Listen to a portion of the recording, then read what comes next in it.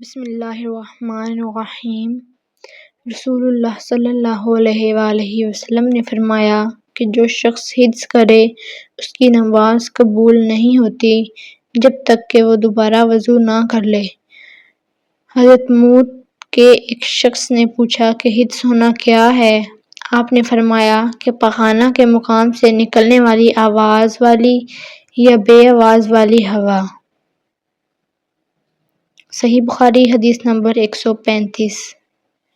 آپ صلی اللہ علیہ وآلہ وسلم فرما رہے تھے کہ میری امت کے لوگ وضو کے نشانات کی وجہ سے قیامت کے دن سفید پیشانی اور سفید ہاتھ پاؤں والوں کی شکل میں بلائے جائیں گے، تو تم میں سے جو کوئی اپنی چمک بڑھانا چاہتا ہے تو وہ بڑھا لے، یعنی وضو اچھی طرح کرے۔ صحیح بخاری حدیث نمبر 136۔ رسول کریم صلی اللہ علیہ وآلہ وسلم سے شکایت کی کہ ایک شخص ہے جسے یہ خیال ہوتا ہے کہ نماز میں کوئی چیز یعنی ہوا نکلتی معلوم ہوتی ہے۔ آپ صلی اللہ علیہ وآلہ وسلم نے فرمایا کہ نماز سے نہ پھرے یا نہ مڑے جب تک آواز نہ سنے یا بدبو نہ پائے۔ صحیح بخاری حدیث نمبر 137۔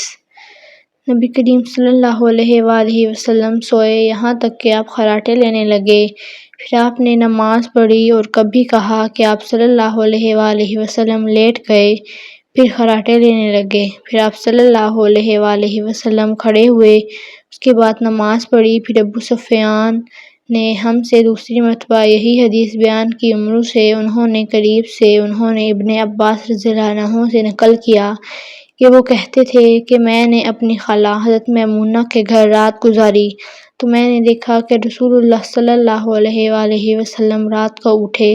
جب تھوڑی رات باقی رہ گئی تو آپ صلی اللہ علیہ وآلہ وسلم نے اٹھ کر ایک لڑکے ہوئے مشکیزے سے ہلکا سا وضو کیا۔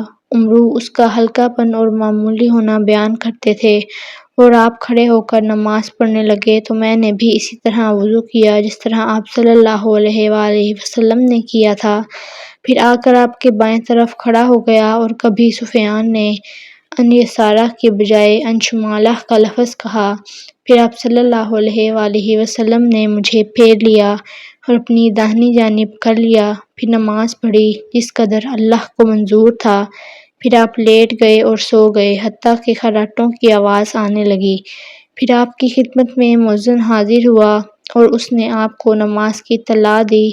آپ صلی اللہ علیہ وآلہ وسلم اس کے ساتھ نماز کے لیے تشریف لے گئے، پھر آپ نے نماز پڑھی اور وضو نہیں کیا۔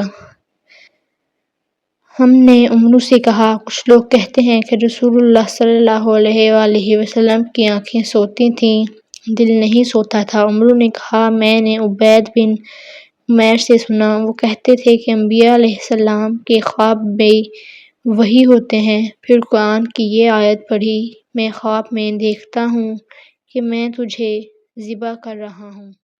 صحیح بخاری حدیث نمبر 138۔